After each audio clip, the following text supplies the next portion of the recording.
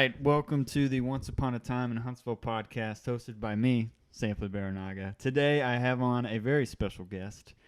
I've known him for about 6 to 7 years now. He was my first acting teacher, and he seeks wisdom from me each and every single day. He might not admit it, though, and unfortunately, he is a Tom Brady fan. Josh Peterson. Hey, thanks. Thanks for having me. I am a Tom Brady fan, and it's tough being a Tom Brady fan because you just get so used to winning, unlike being a Cowboys fan, which is it's got to just be brutal right now for you. No, it has been. It's built me up, though. They say discipline, just builds a person up, and I cry. I'll admit it. I cry. I mean, discipline builds a person up, but what about just Tom Brady has lost more Super Bowls than I've seen my Cowboys lose Super Bowls because we haven't played in any. That's true. That's true. But he's won more than that's true. Your entire franchise. Yeah. So because you guys he has 6, right? He has 6. Oh my gosh. You guys have 5. Yeah. Okay. Anyways, this is not. This is a good conversation. Let's keep going. Keep going. Today we're talking about 3 very special films that.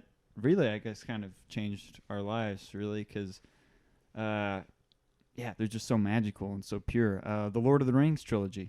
Yeah, absolutely. So they were movies that, like you said, kind of really transformed my life in a way that, really got me into acting and filmmaking. And, I've definitely never taken it, but it was kind of something that really made me fall in love with the process and stuff like that when I first saw them. I don't know if you remember this, but I used to take an acting class with Josh Monday nights, and it was the first class was me, and then 2 girls, I think, or maybe 1 boy.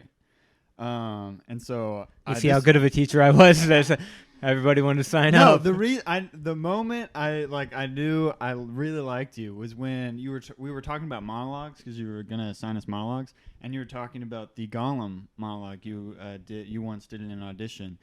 And, you didn't just say that you did it, then you proceeded to act it out in front of us.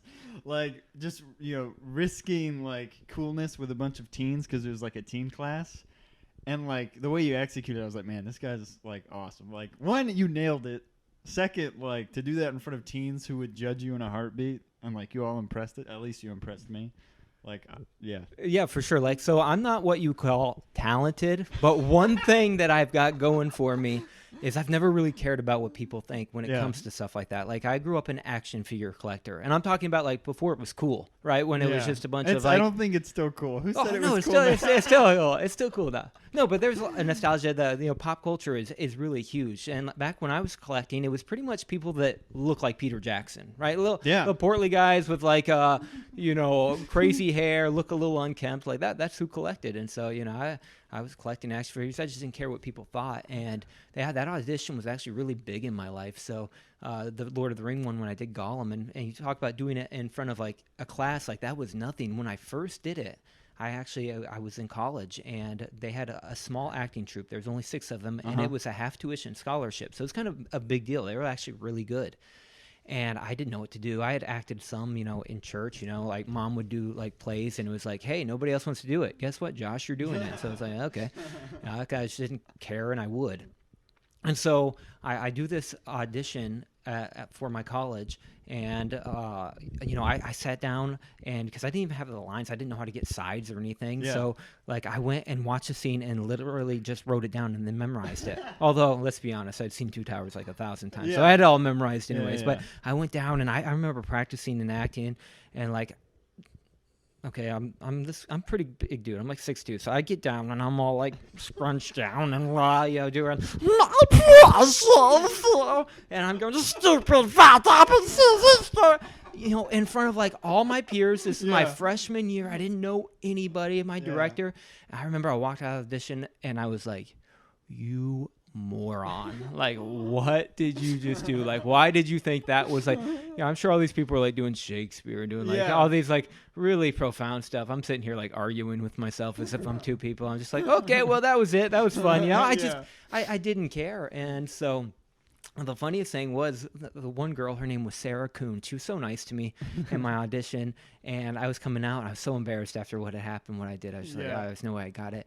And I was walking out, and I saw her at Walmart. She was walking in. Oh, wow. And I was in the parking lot, and I like literally went like 3 cars over to avoid her so she wouldn't see me. And like just completely avoided her. Yeah. And then one day we were coming out of chapel after school, and she found me. She caught up with me. I was like, oh, great. Like, hey, Sarah. And she's like, hey. And she's like, hey, have you gone over to the Dixon Center?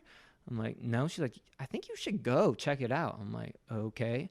And so I went over there, and on the door posted it was a team of 6, and they had 4 returning members, so there's only 2 slots, and it was me and another girl, Tiffany Campbell. Yeah, so it's pretty cool. So I love it. Yeah, I got the half tuition scholarship, and got a tour of the United States acting and stuff like that. So it was a huge blessing. So like I said, Lord of the Rings, it's kind of had a profound impact on me, and especially when it comes to the acting world. Yeah, I like how you always leave out the part where you later found out that all the other people that auditioned dropped out, so they only. No, I'm just joking. You weren't supposed to tell people that, Sampley. Gosh. Not true. But yeah, like that's a huge, profound thing that happened. And then Lord of the Rings for me, like growing up and like really falling in love with like cinema and like what it could be. Like it doesn't just have to be like this one particular like genre. Like I think one of the really magical things about Lord of the Rings is like not only is it like super serious and dark, but it's also like they're really funny movies too, and like really warm, and they talk about like the themes of friendship and like temptation. Oh yeah, it's a pity and mercy. You know, when's the last movie you thought were like, man, they were really exalting this idea of like being merciful and having pity on people and compassion, right? That's a maybe true stories sometimes you'll get that, but for the most part, you go to an average, it's about maybe triumph or revenge or this or that, and it's really like. No, like, having pity on Gollum and mercy on him and not, and kindness to somebody who doesn't deserve it, right? Mm-hmm. And so, some of the themes in there, and of course, Jackson doesn't take all the, this is Tolkien who put this into his books, but they just did such a good job, I feel like, of, bringing it out in the movies and really just letting the movies kind of stand by themselves on those themes that Tolkien had originally, put out there. Yeah, and so Fellowship of the Ring is the first one, came out in 2001. Same year as Harry Potter, and 2001 was actually a really good year for films. But do you remember? Did you see that one in theaters? I did. So tell me what that was like, because I'm sure it was like packed and people were just excited. It was kind of crazy bizarre because, like I said, I grew up kind of a superhero fan, so Marvel and Spider-Man and all that before that was cool, but I really hadn't heard of Lord of the Rings before that, and so it was new. So I know there's some people who are like, man, they read Lord of the Rings every year, they fell in love with the books and all of that. That like my experience was I found the movies and then found the books. Yeah. And so that was different than maybe a few others. But we had a group of friends, and I have 2 brothers, and so it was my brothers and actually my friend Brittany and I think her brothers, and we went and saw this movie, Lord of the Rings. And like I think me and my little brother just kind of really latched on it and enjoyed it. Like I remember it being long, but I sat there and come out, I was just like, I don't know if I liked it or if I loved it. You know what I mean? Like I sit there, I was just kind of mesmerized by the whole thing and like the attention to detail and like. Honestly, it's so hard to remember now because we kind of live in a golden age of filmmaking right now. Mm-hmm. But like fantasy stuff was cheesy all the time. Yeah. It didn't look real. It wasn't believable.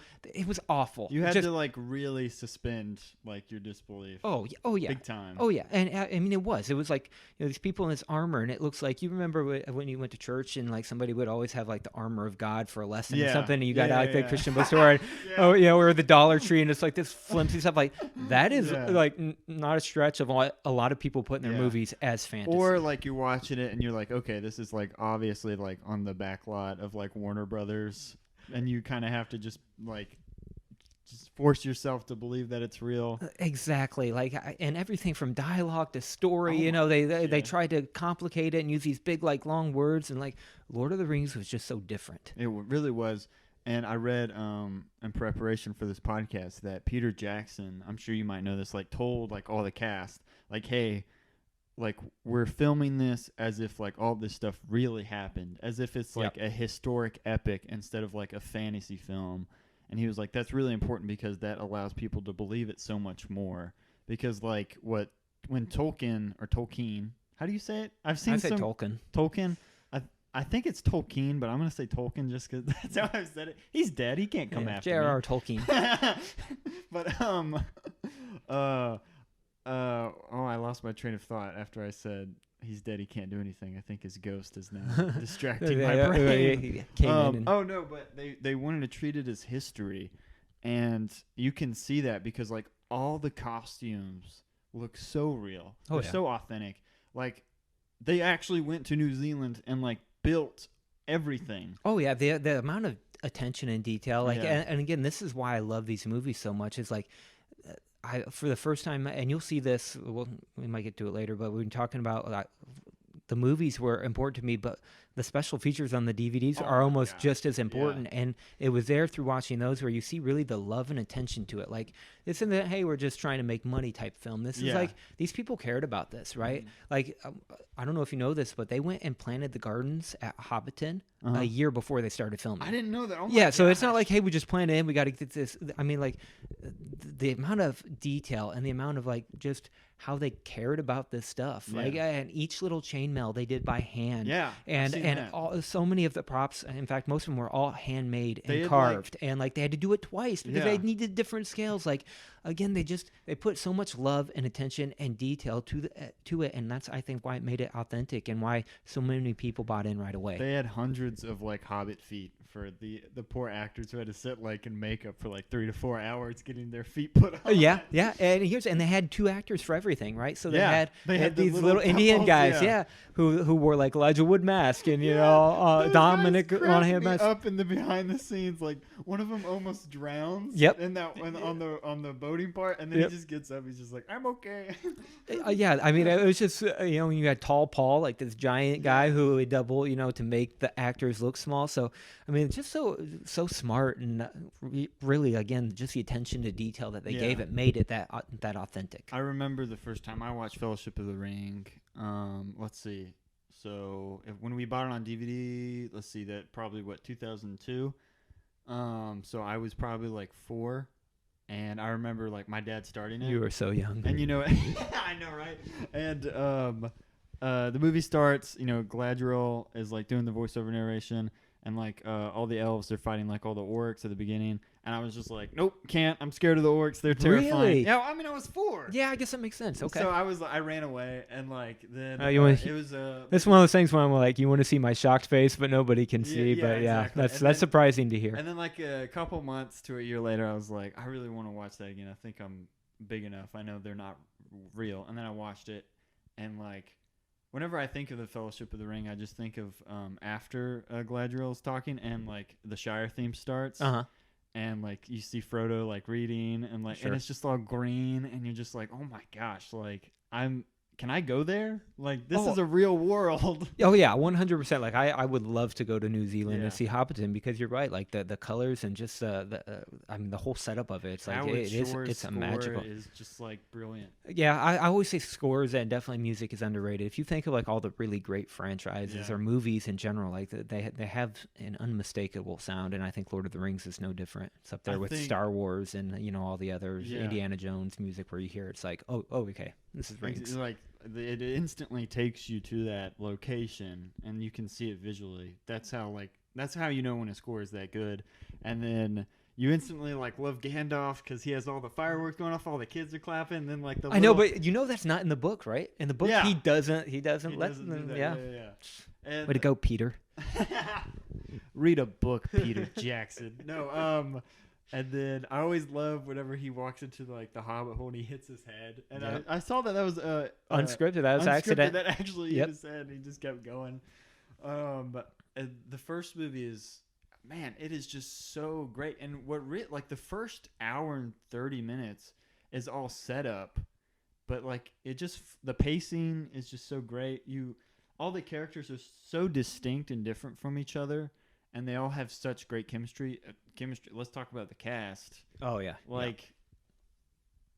I mean, I think I would say it's the best casting that's ever been done in a film. I mean, there's not one person I think you could replace. Yeah, I tend to agree with you. Yeah. I was listening to a Peter Jackson interview, and he always spoke very highly of him. It made sense, right? From the beginning, like, they tried to do something unprecedented, which was film 3 movies at one time, right? Big budget movies. So when he was thinking of the cast, like, he didn't want big stars because it was such a time commitment. It was about 18 months of their life, all right? And that was just like right off the draw. And so, like, he wanted people who were going to want to be there. Yeah. Right? So that, and then, too, he also, and I agree with him wholeheartedly, you can't cast, like, Tom Cruise or people like this. Because Tom Cruise is Frodo Baggins. Yeah, right. How differently that Well, they are about the same height, so that would have been good.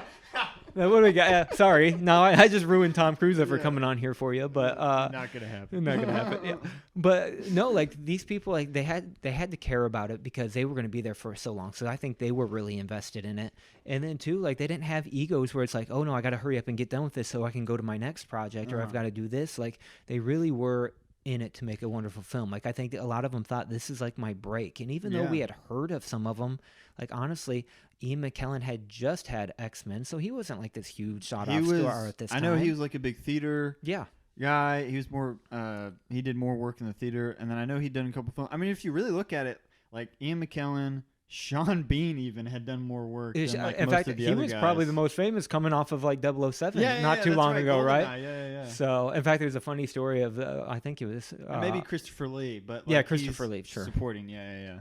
But yeah, most of them, you didn't know. Elijah Wood was in, like, North and, Flipper and stuff like that. But Sean Astin was, like, almost disappearing at that point. Oh, sure. He did Goonies, of course, as a child, and then he did Rudy, and then, like, he really didn't do anything really notable until Fellowship. So it was, like, almost a comeback for him. Yeah. Or maybe Liv Tyler coming off of Armageddon, right? Walking all slow motion. I don't know. Like, but for real, like, these were not actors who, like, I think had a ton of options at the time.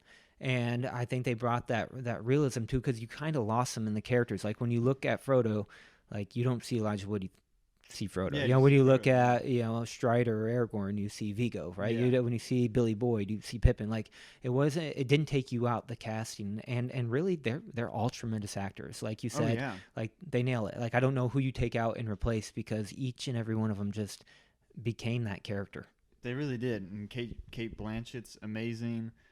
John Rhys-Davis as Gimli. Oh my gosh. Hugo Weaving, Elrond. That's like, right, yeah. There's so many good actors. Like, and funny thing is, we've seen that, right? A lot of them have gone on. Of course. Yeah, Orlando Bloom, fresh out of film school. Yeah. Isn't that crazy? He booked not only Lord of the Rings, but then Pirates of the Caribbean. So he's doing, like, 3 of the biggest movies at the time. Yeah, not a bad start to the career. I bet he was like, man, this is easy. You guys, this is hard, right? Yeah.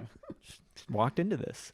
But yeah, they completely nailed the cast. And I think, what's really interesting that we were talking about last week is that Aragorn was like, or Viggo Mortensen as Aragorn was, like, super last minute. Like, they already cast somebody. I don't remember the guy's name. Stuart Townsend. Oh, okay. Yeah. Yep. He looked more like a action hero-esque.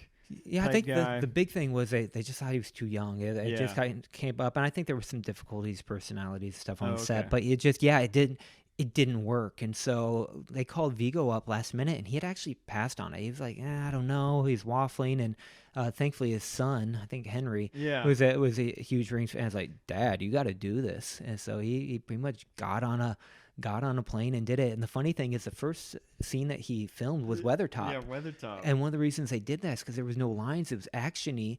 And this was still kind of a big gamble for, like, New Line and everything. And so, like, Peter was thinking to himself, he's all like, instead of giving, like, the scene with, like, all this great acting, let's just show them kind of this action star stuff that he can pull it off. And, then he doesn't have to memorize lines and all that. And he did. And he just, I can't, like, imagine, like, anybody else in that role. Like, not at all. There's Viggo no contemporary. Yeah, he really does. And I think one of the really cool things about Viggo Mortensen is that he's like you rarely see him in interviews. He's very kept to himself. He's very introverted, and I feel like that plays really well with the role of Aragorn, because, like, it just makes him Aragorn, sorry. You should say sorry. That's a big deal. It makes him just seem so, like, more approachable almost. Like, whenever you watch, like, most, action fantasy movies, like, I mean, because technically he's, like, the second protagonist, right? Oh yeah. Yeah, so you know, if that, you know, the action hero, he's gonna be all like charming and say these one-liners as he's doing. Aragorn is like not that. He just like gets the job done and it's like, let's move forward. Yeah, it's a different kind of action. That's a perfect way to say it. Yeah, he's a leader. He's not an action star. Yeah, and there's, I think, a difference. And I think the temptation for a lot of people would more try to play it as an action star. Like, I'm so good on this, and really he's the exact opposite. He's humble. He's afraid of kind of his origins and his weakness, and he's aware of that. And so there really is like a vulnerability and a humility to him, which I think he brings to the role really well, that makes his performance really more powerful than I think if you would, you know, I'm macho here, man, to save the day, you know, and here's my sword, I'm gonna kill everybody, where he kind of has that more protector and like you said, leader. Yeah, and he also really doubts himself in the film, and he really does it in a great visual way that you can see it in his eyes. Like, because his whole big storyline, his arc, is that like he's like, I'm next in line to be king of Gondor, but I don't know if I can do that because I don't know if power is gonna like mess me up. Because like him and Sean Bean plays Boromir. Sorry, Faramir's in the next movies. My bad. Boromir, like, they're polar opposites. Yeah.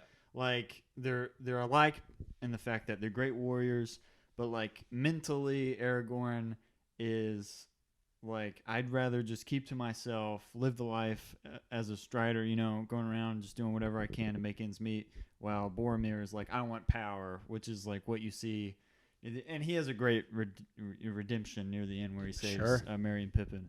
But I think that's like such a cool arc to put on Aragorn, just because you almost relate to it, because you're like, well, like, what would I do with all that power? Maybe I'd be like him. And there's even a moment near the end of the film when he's telling Frodo, Frodo asks him, he has the ring, and he was like, would you throw it in the fire? Sure. And like, there's a moment where he's like, it shows him like reaching for it, and you're like, oh no, what's about to happen? And then he closes his hand. Yeah. And then he's like, I would walk. I would. He essentially says, I'd go. Yeah, I'd take it to the end. I'd take the with very it fires of to the fairy fire of Mordor. But like, you see that in his eye, like that temptation. But then he eventually overcomes that, like, throughout the movies, and decides that he's gonna be king. But anyways, on Fellowship.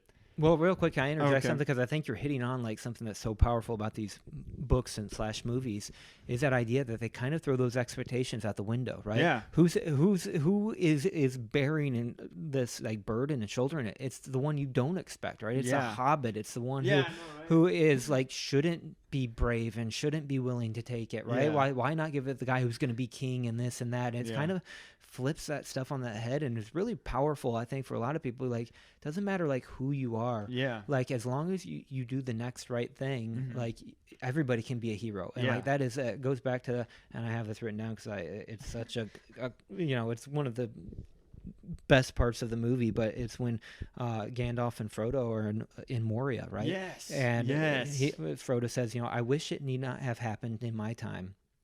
And then Gandalf says, you know, the famous saying, so do I, and so do all who live to see such times, but that is not for them to decide. All we have to decide is what to do with the time that is given us, right? It's just like, that's so good. Yeah. Like, and that's like not just movie life. That's true in my life, right? Yeah. And you look around, especially at this world right now, and you see like, you know, we're not a unified people, you know, all across the world. And there's, you know, and people get frustrated in this, and they're like, well, what can I do? What can I do? It's like, do the next like right thing. Yeah. Do like what you can do, right? Just be kind. Do the literally the next right thing, and instead of like become overwhelmed with the problems of the world, instead, like, no, just go and just do the next right thing. Yes. And I think that's such a powerful lesson, and they just brought it out so good in those movies. What's funny that you what I was going to say before you said that, I was about to talk about the part in Moria where they so I completely cut you off. So no. So that was actually perfect segue, because that's like one of my favorite parts in the film. Is where, because Gandalf's like, no, we can't go that way, and then they leave it up to Frodo, and he's like, yeah, let's go that way, and you know, Gimli's all down for it, and then there's that part where they get down there, he has to unlock the Elvish door with the password, which what was it? I can't remember. Say friend and enter. Yeah. Barrel. Yeah, something like that. Yeah. They go in, and then the octopus fight, which is awesome. Yeah, and then although I can't say this, I think in the books it's Pippin who figures it out. Oh, really? And not Frodo. And it's like, In fact, you'll hear it on the commentary. It's hilarious. He's like, yeah, just give it to Frodo. He doesn't have enough to do already. You know what I mean? Like, just take my character moment from this. So, dude, poor Pippin. I know, right? Because then he's the one who ends up giving away their position down in the ruins. Fool of a took, right? And one of my favorite, even though that troll looks pretty bad when you see it the first time, that fight is like still amazing because each character has their moment to shine. Sam's using like pans. I was gonna get to that because my brothers and I, like, we always watch action movies stuff coming up, and we always have like a favorite character. Like mine was Gimli, my little brother loved Legolas or whatever. But like those movies where they take the characters and they each give them like special moments to shine, like it's just the best. And like sometimes I watch movies like, what a missed opportunity. Like, why didn't you guys do that? Like, it would have been so cool. Like, I even think of, like, these new Disney movies with Star Wars, well, that's another story. But, like, that was, to me, like, one of the things that they got so wrong is, like, you have this character like Chewbacca we've known forever. Can you name one moment that he had in the new trilogy? I only saw Force Awakens, so I literally couldn't. Okay, well, is he in that one? That was enough, yeah. No, he is, yeah. But like they don't give them like character moments, and like Lord of the Rings like did a really good job of always giving them character moments. And if you are not fans of these, I would suggest always go watch the extended editions because that fight in Moria is longer and there's even more of those moments, and it just makes it incredible. And then after that, you have the Balrog, which is like so great. You shall not pass. I've got actually this giant Balrog figure at my desk at work. Yeah, I think you've shown it to me on your phone or something. Yeah, it's huge. Well, it was at my house, but or maybe I've seen it. It was literally so big and heavy that I took it to work where I could look at it all the time. So I got he and Gandalf there together. It's like, I don't know. NECA did it a few years ago. It's probably one of my favorite like action figures that I own. There's this great like video essay out there. I can't remember who makes it. Otherwise, I would. Oh my, yeah, that's awesome. Yeah, that's just He's cool. showing me the Balrog right now.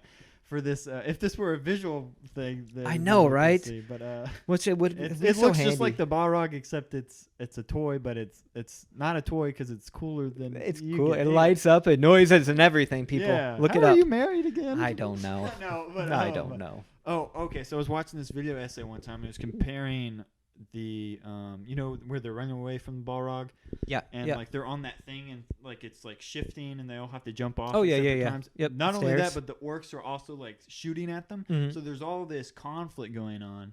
And then it compared it to a scene in the first Hobbit. What is that one? An Unexpected Journey. Okay, yeah, where they're in the similar situation, but like it's just not filmed as well. I wish I knew what the title was, but talking about that first moment in Fellowship, like I love that part where they're all like jumping off like at specific times, and then when Gandalf falls, Frodo's face, because like it was his choice to go down there, so he's like, man, like what am I supposed to like do?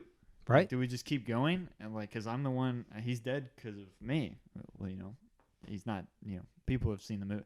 Like, I feel like we can spoil these movies. Like, who hasn't seen Lord of the Rings? Yeah, it's the 20th anniversary. If you haven't got to it in 20 years, you're a terrible human being, and you deserve to have it spoiled. So that's just where I'm at in life right now.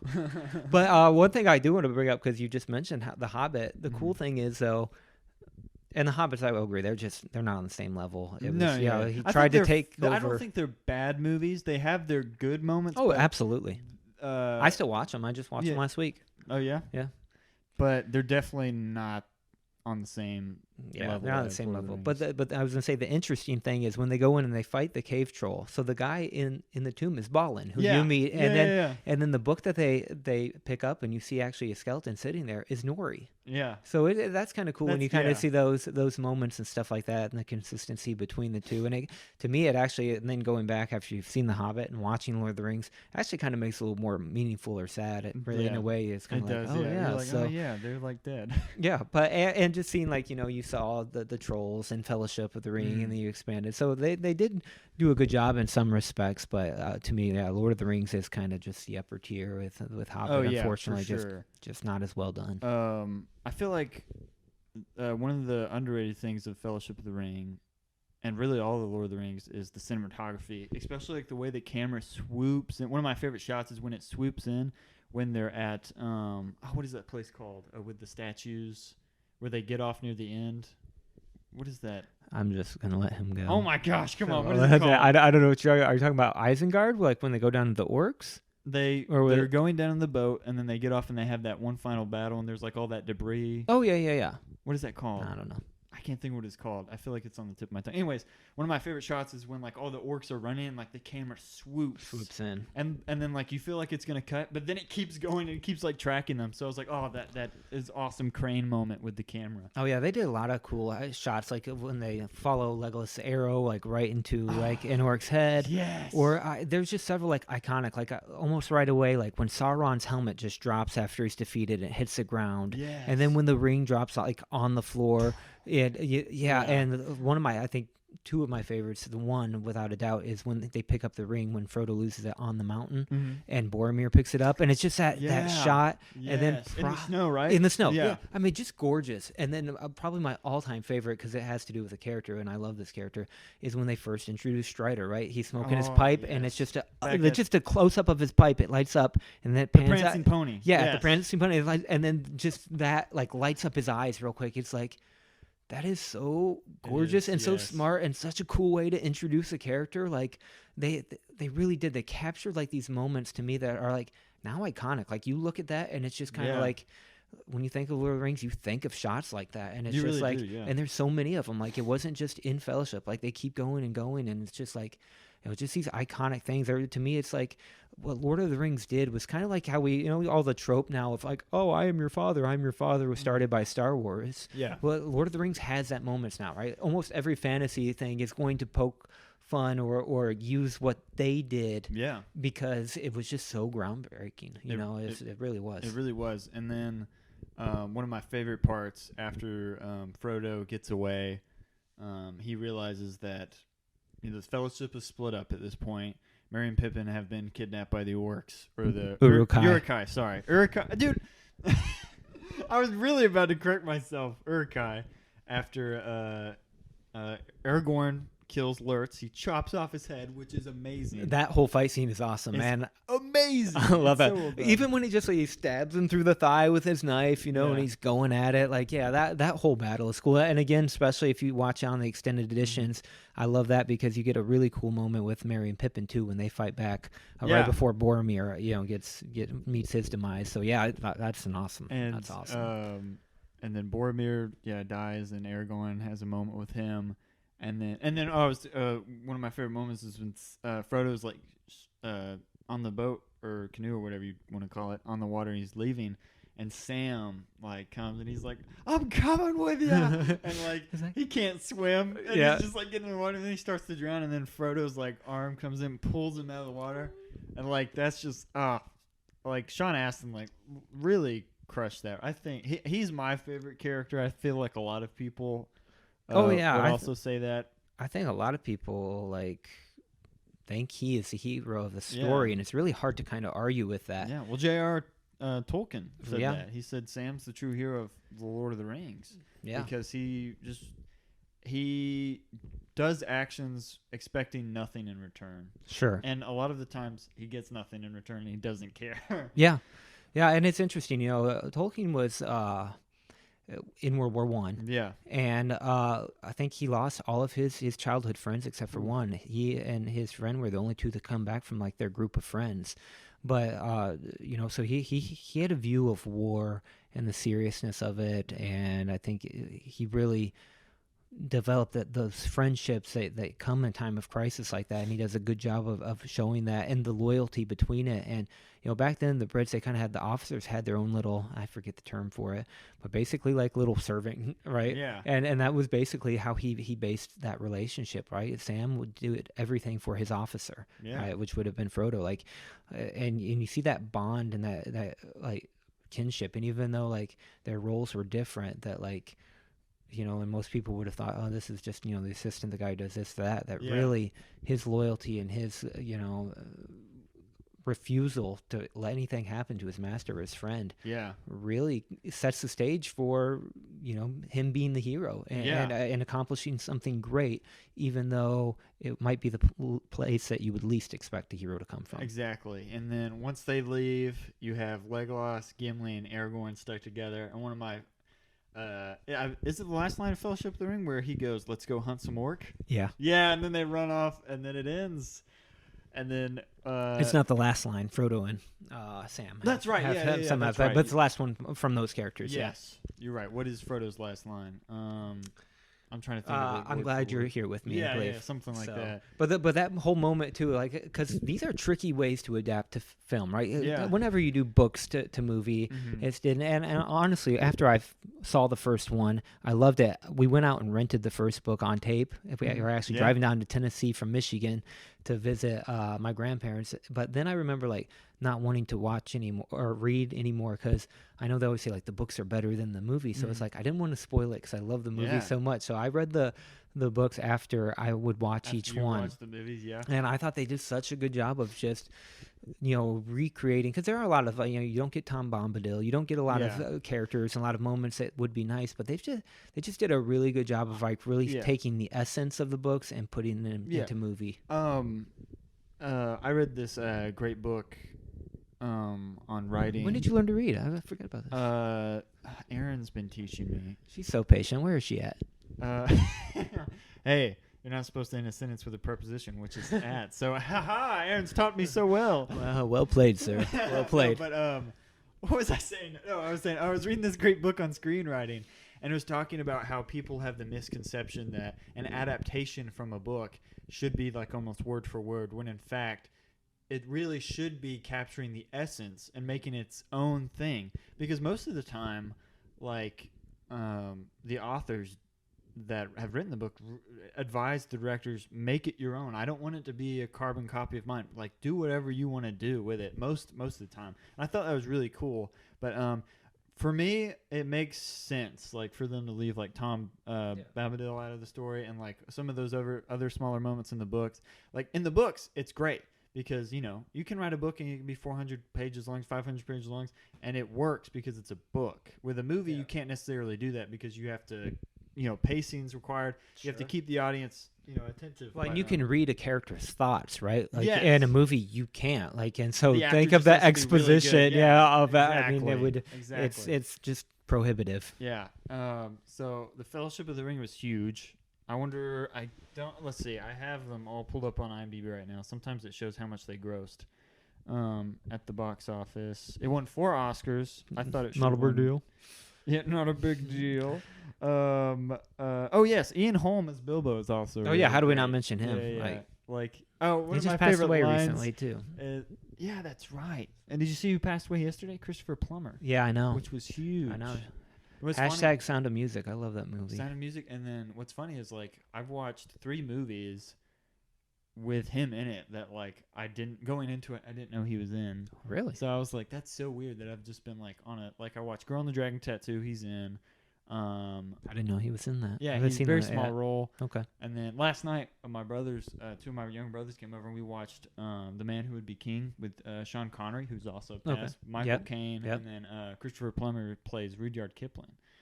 So I thought that was weird. But anyways, let's see how much it grossed. Like it was huge. Absolutely. Let's see. Yeah, it was just a huge success, and really, like most people don't know. Again, like the risk of it. Like, do you know the backstory of how they got it made? Like, no.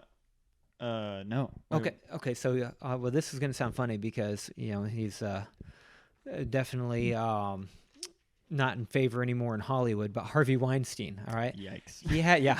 All right. I've tried to avoid talking about him on this show. So, but he had initially. By the way, he's made so many movies. Like whenever you watch any movie, his name is just there. It's hard to avoid talking about him. Well, and it appears in Lord of the Rings, although he actually stepped away from it. So they had an agreement, and Peter Jackson, and his crew, like they wanted to make 2 movies. Yeah. Like they just didn't think they could get 3. They talked to studios, so they had a deal with Harvey. He got the rights to make it, and they were going to make 2 of them, and he invested like $20 million in pre-production, stuff like that.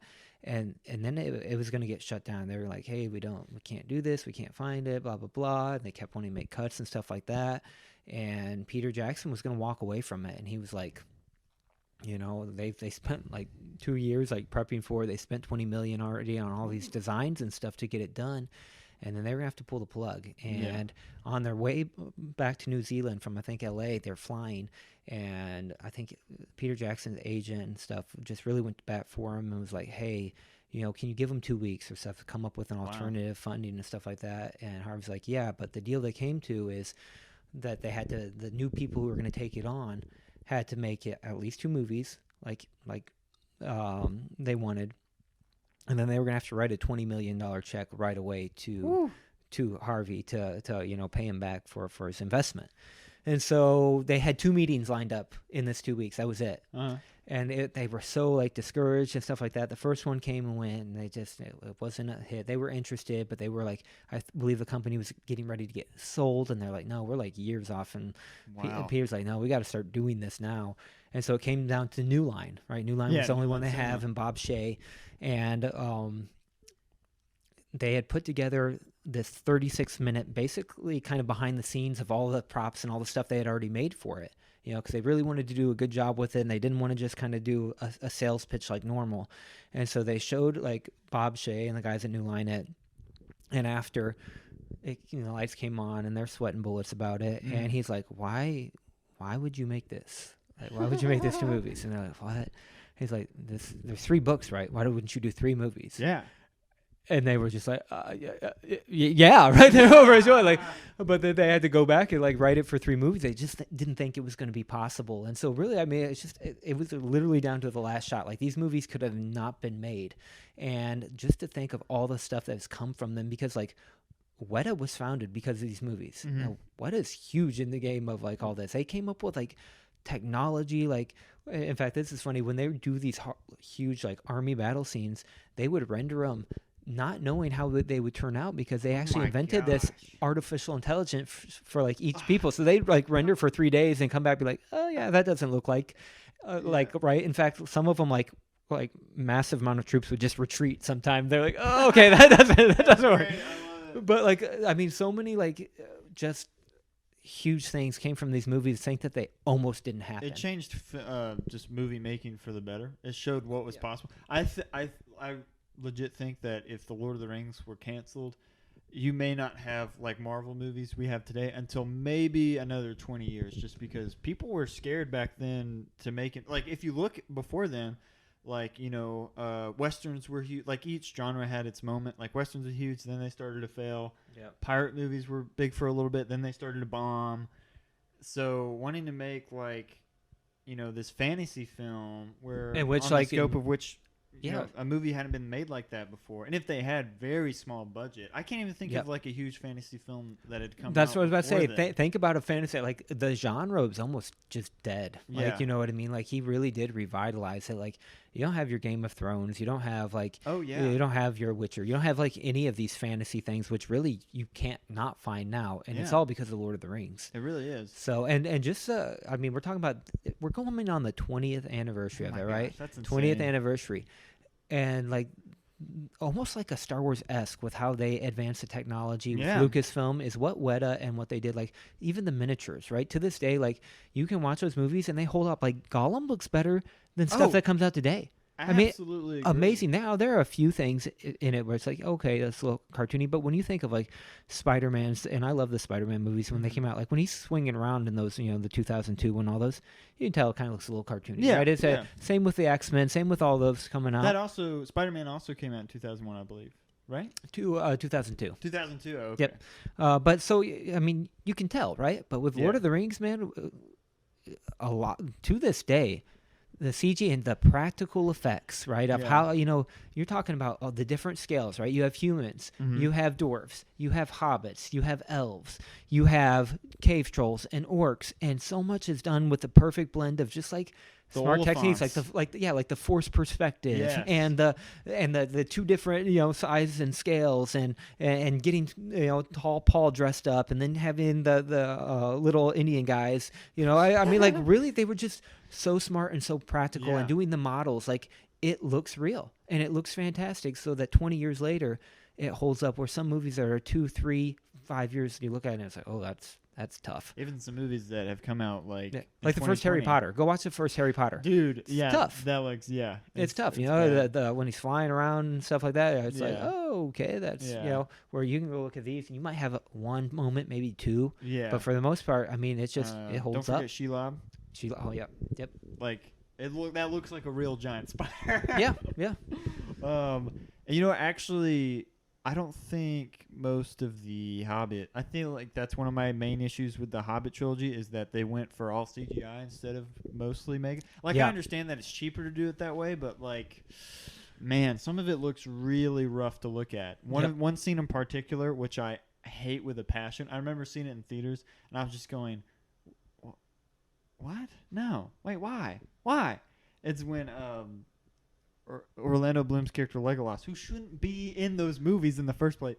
The steps are falling, and he can somehow bend time now, and he's like walking up the steps. I know. Do you remember that scene? You know what it reminded me? What was the Christopher Nolan movie? Inception. Inception. Oh, yeah, it's all trivia, but yeah. Yeah, you're like, wait, what's going on? But in comparison, which is funny, is in Return of the King when he slides off the Oliphant's tail after taking that works because not only does the CGI look way better, but he also just did this amazingly cool thing, and then Gimli has that great one-liner where he's like, "It still only counts as one." Oh yeah.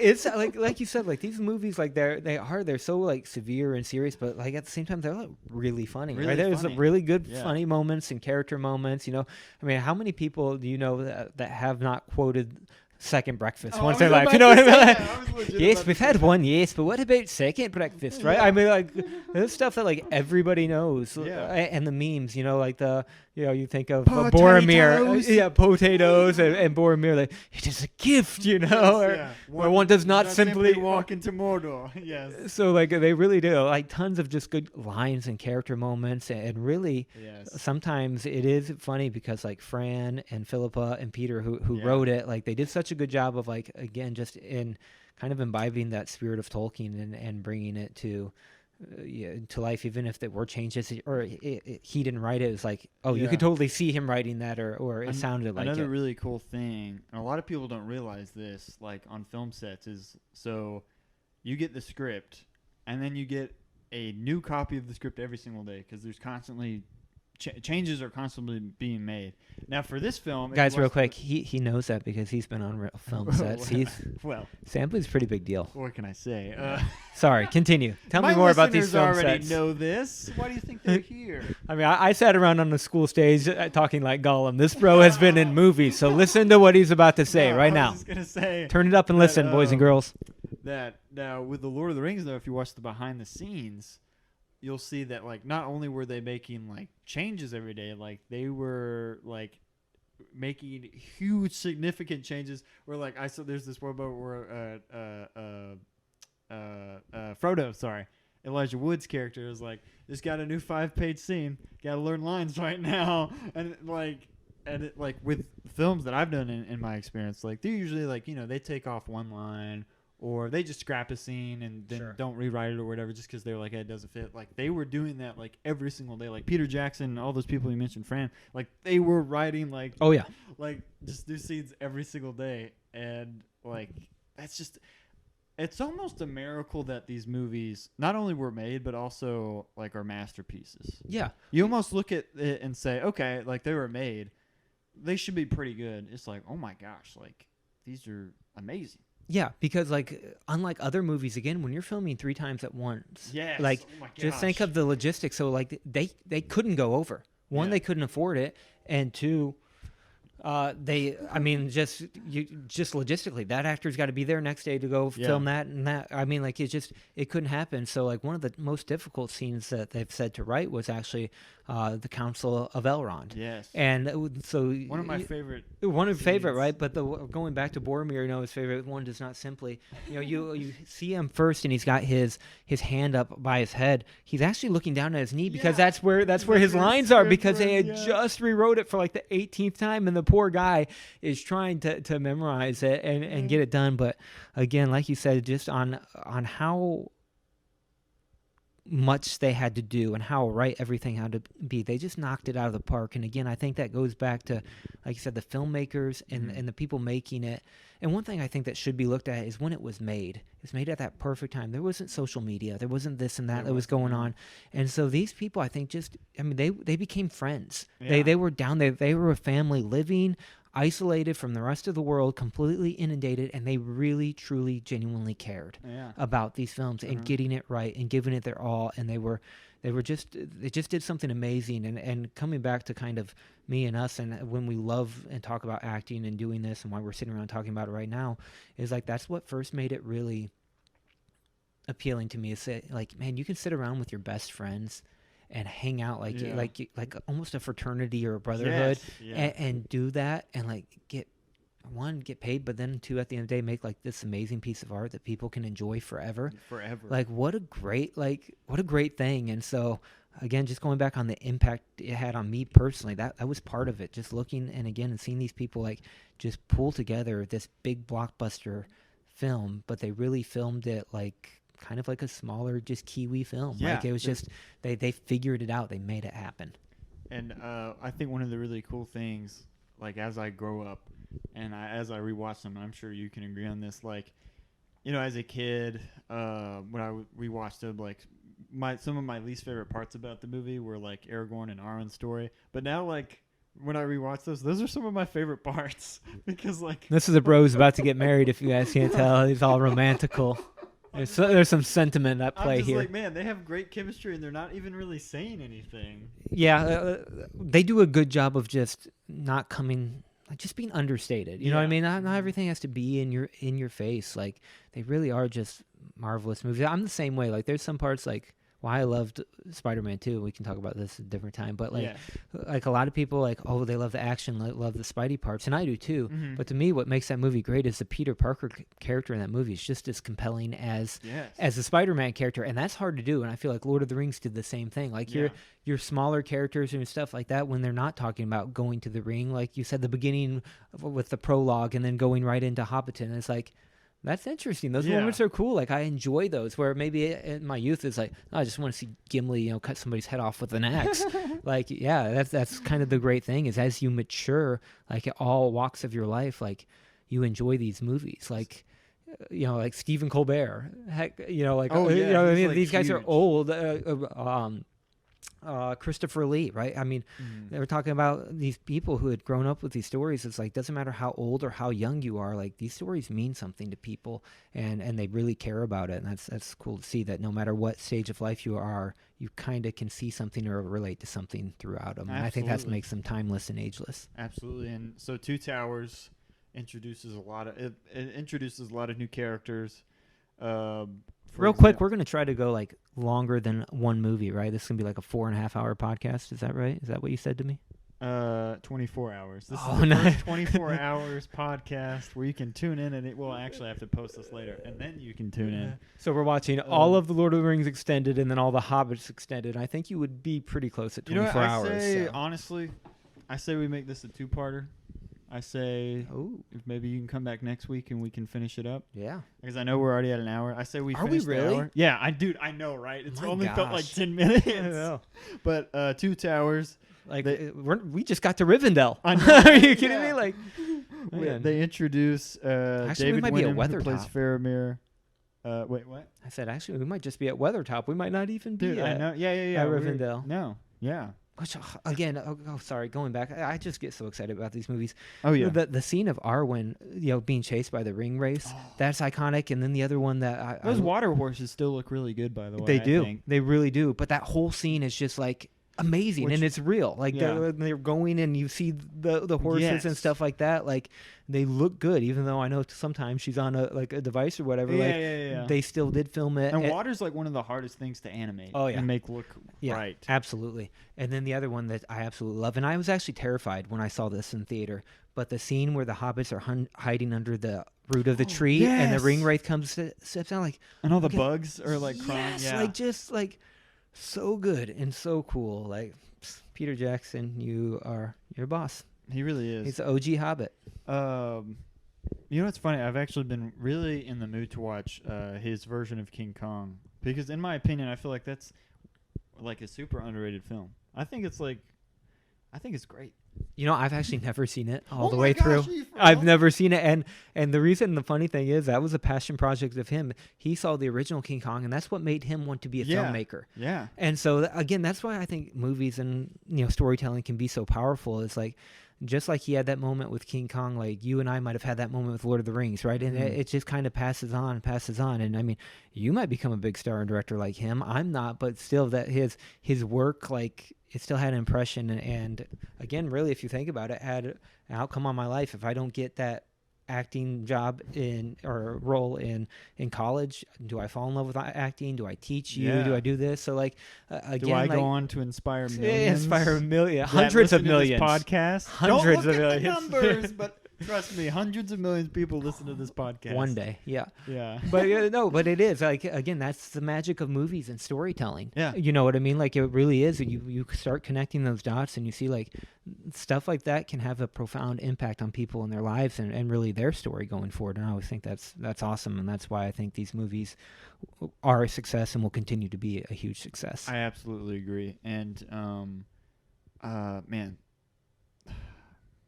they're doing the Amazon TV show, which I don't want to really get. But I got some issues with that. That might be held on for next week. We might have to to hold a We might petition. have to do that, but the Fellowship of the Ring is just so good. The first one's just so great. It has so many great shots. Oh, one of my favorite shots in the movie is the Council of Elrond. Whenever Hugo Weaving goes, this is the Fellowship of the Ring, and then it has the shot where they're all standing next to each other. Yeah. Mary and Pippin are like, like they're like hilarious. Well, and the other smart thing they did, especially as a filmmaker, I feel like, is you forget about the size difference of them. Like, they're so smart where, like, hey, they show it to you and then they forget it. You know, they don't have to like put it in your face constantly, and like you get it, you see it. And again, it's just one of those things, just like so smart, right? Like, they don't spend a lot of time where it could look bad or look out of place or whatever. They give you the shot that you need. And I think especially for young filmmakers and people who are like wanting to do something ambitious is realizing that, like, you don't have to be all out front and do this and do that and do all these complicated things. You can do these small little cool tricks, show up people, put it in their minds, and then go on with your story. Yeah. You know what I mean? And I think that he did a great job with that. Man, and not only are they great movies, but they also have great video game tie-ins, which Peter Jackson, actually, he's a huge gamer himself. Really? And, I did not know that. He like helped make them too, and then or not make them, but like he like kept up with their progress and stuff. Yeah. And then also, you should go watch King Kong. I know. Need to. Did you know that there's also like an amazing tie-in video game? I did not know that. First-person shooter. Like, actually amazing game. Really? Like, insane. That's so good. I remember playing it on... It was like... I think it released when the Xbox 360 first came out. Like, it was like one of the first games you could buy. Huh. And you play as... You can either play... Or you have to play as Jack, who is Adrian Brody. Okay. And then you also have to... You get to play as King Kong, which is really cool. He was good in Peaky Blinders. Did you see that, Reese? Adrian Brody's I haven't seen that. Oh, you need to watch... Okay. He's a really underrated actor. Yeah, he's good actor. Pianist. Well, I mean, he's underrated. Who has an Oscar at home? So yeah, I know, right? It's very underrated. Who also got to smooch Halle Berry whenever he got it. Do you remember that? I don't remember that. He runs up there and he smooches Halle Berry and then takes it. He's well played, Adrian Brody. Because like no one thought he was gonna win. Yeah. If you go look at like who he was going up against, he was going up against legends, and like he won. Anyways, sorry. Trying to stay on track. So next week, I say we talk about Two Towers, Return of the King, and then we rank like our favorite. Oh, okay. Yeah, I was about to ask you, but that probably is best. We'll save that for the end. For last, yeah. Oh, and honestly, decisions. And before we do it next week, like I just want to say that like I understand any ranking. Like I understand any version of any ranking. Like if you like the second one the best, and then the third and then the first, I understand. Like they're all so great. Yeah. I honestly, whenever I tell people it's one of my favorite movies, I just say like I almost treat it as one long movie. Yeah, because it is. It's one 11 story. hours. That just flows seamlessly. Yeah, I think my favorite is usually the one I'm watching. Like I mean, like honestly, it's just kind of like you know what I mean. Yeah. It's so hard to choose, and like you said, it is. It's one story, and again, the way that they filmed it it's a masterpiece, and really, you look at all these other big franchises, and none of them come close to the Oscars and the awards that this one won. Like Star Wars doesn't have 11 Oscars. It's like kind none of of these. Insane to like, think like a fantasy movie like won so many, because like Yeah. usually Hadn't you happened see before. dramas, Yep.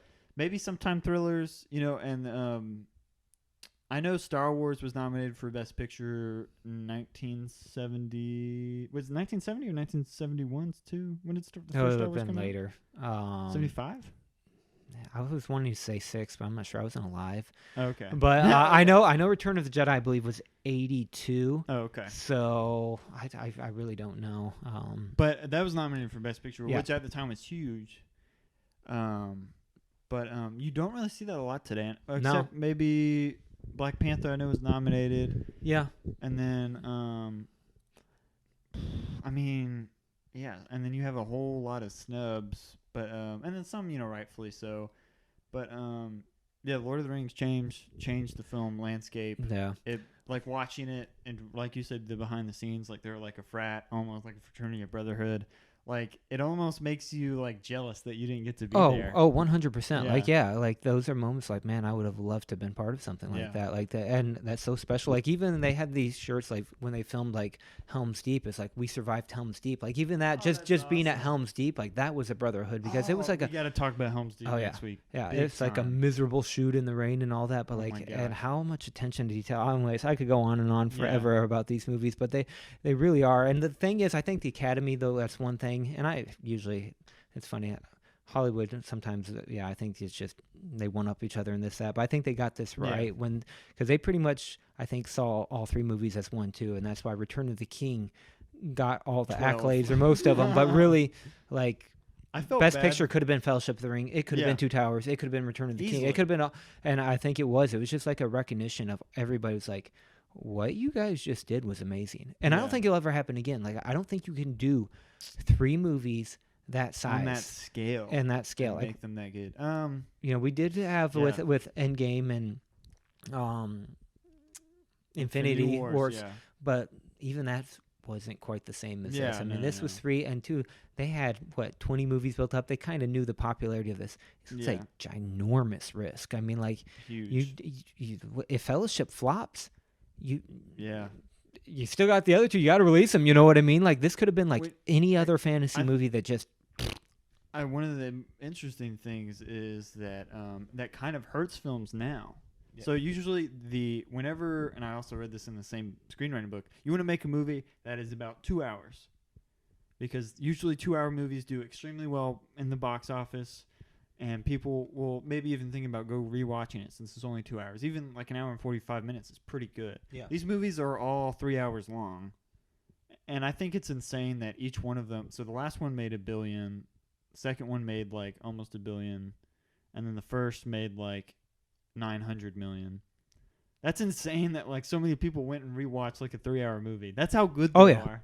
Yeah, I remember going and watching it. Like, okay, so the first time, like, again, but I didn't have internet, like, growing up in this. That's right. Like, I mean, it was there, but my family didn't have it. And I remember watching Fellowship like the 10th time in theaters, and we drove 36 miles to another part of town. That's awesome. And it was in a mall called Universal Mall in Madison Heights, Michigan, and they had 50-cent and dollar movies, right? Because this had been out forever. I miss those theaters. And I think it was like in March or spring. Some springtime, so it had been out, because the movie I think originally came out December 17th, so it had been out for a few months or whatever. But at the end of it, they showed the first trailer preview for Two Towers. Oh my gosh! And I remember it was me, my little brother, and my neighbor Tyler Card, and we watched it. And after, I remember just like talking to my little brother, like, that looks amazing. I can't wait. How are they going to do it? You know what I mean? Because they leave off so perfectly. Let's go hunt orc, and what's going to go on? You've got all these stories kind of converging, and it's just like, they leave you wanting more. And I remember just seeing finally like the trailer, like the preview for it, and I was just like, I have to wait like 7 months, 9 months to figure out what happens. It was brutal. Oh man! But at the same time, it built that kind of excitement and stuff like that, which I feel bad for people like you, kind of, who didn't get to experience that way. Yeah, I just had them all on DVD. So I was like, at the same time, maybe not, because that was a long wait. It was like, yeah. But it was the excitement. It was just huge. And going back for Two Towers and then Return of the King, like, again, just the excitement, the feel of like, how is this going to end? And see each one kind of top the other one was just, it was pretty awesome. Yeah. So next week, Two Towers, Return of the King, and then we rank them. And then I'll bring my action figures over and we can rank which action figure is the best. We can play with them, and people will just have to visualize. Which also, not even joking, because I am a huge action figure fan. Mm-hmm. Like, what's amazing is their toy line is actually epic too in the world of toys. They're great. Yeah. They did like so many different characters, which most time they don't do anymore. They made the girls. They made almost every different variation. Back in the day too, they had like swords that actually went in their sheaths and the arrows that actually went in like that. Like, never happened. Some of the face sculpts on some of these toys are better than what's being made today in 2021. Like, I used to have a Frodo and Sam, amazing like little, figures, action figures. They look just like Elijah Wood and Sean Astin. Yeah, incredible. And you got Treebeard and you got Sauron and you had all the horses. Like, I mean, it was like an enormous line. They had cave trolls. Like, honestly, to this day, they're still some of my favorite action figures. And so, yeah, if anybody has some Lord of the Ring action figures, you don't want them anymore, you call Josh. Take them off your hands. But no, that really was like, that's, I guess, another part of the magic of it is really like everything it seemed that surrounded Lord of the Rings is just good. It's just good. Yeah, it's just really great. Well, that's the podcast for today. Thank you guys so much for listening. Feel free to check the podcast out on Anchor's website, Spotify, Apple Podcasts, wherever you get your podcasts. I got a Facebook page, Instagram. Go check that out. Appreciate all those people who have liked and subscribed and are throwing some money my way. I really appreciate that. And thanks for having me. Oh, Josh, thank you so much. I really do. I've been wanting to have you on for such a long time. Yeah. Thanks for I've wanted to have you on. It's been a year and a half, but I haven't had this podcast that long yet. But next week when we do it, Erin's gonna want to join. I bet because I didn't tell her we were going to talk about Lord of the Rings because she said she's out of town today. Oh, so next week, you're since we're doing for one that. next week, yeah, I'm going to be in trouble. That's okay. Next week though, she's going to be here because she's one of those people who grew up being like, I don't really like Lord of the Rings. I was like, have you seen them? Have you actually sat down and watched them? And then we watched them together. And I remember after we finished the first one, she was like, when can we watch the second? Yep. And then when we watched the second one, it was like 7 o'clock at night, and she was like, how long is the third? Can we watch it? And we watched it until like 10 or 11 or something.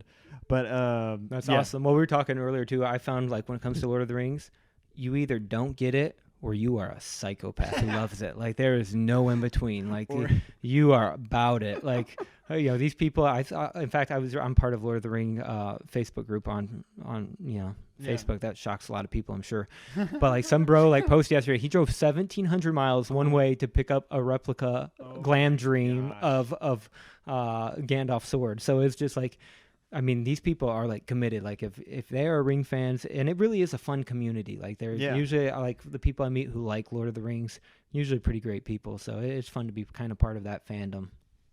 We should go to New Zealand, go see Hobbiton together. 100%. I've known two people to go now and said they're amazing. Right, that's true. That's not a bad idea. Book it. Let's do it. Book it, Dano. All right, guys. Thank you so much for listening. We'll see you next week.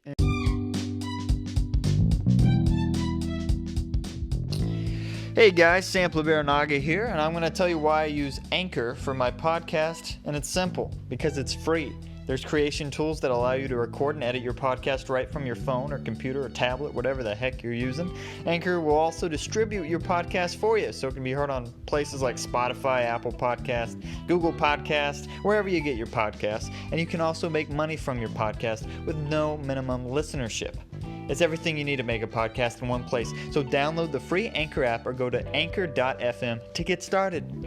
Do it, or else we're going to have a problem. And I don't want to have a problem with you.